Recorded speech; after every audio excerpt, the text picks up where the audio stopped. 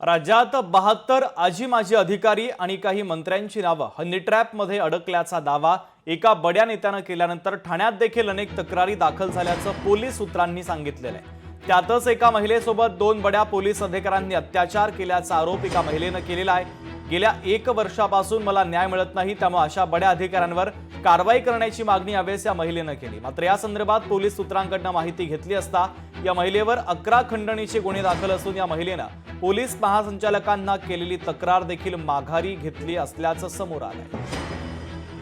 गुन्हे म्हणजे 11 तक्रारी मी दाखल केलेल्या आहेत त्यांच्यावरती।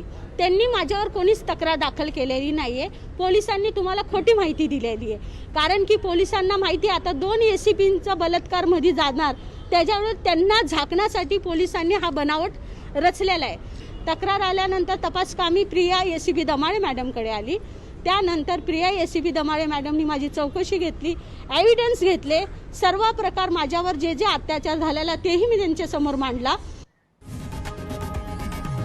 लोकशाही मराठी ऐका, पहा, जागरूक रहा।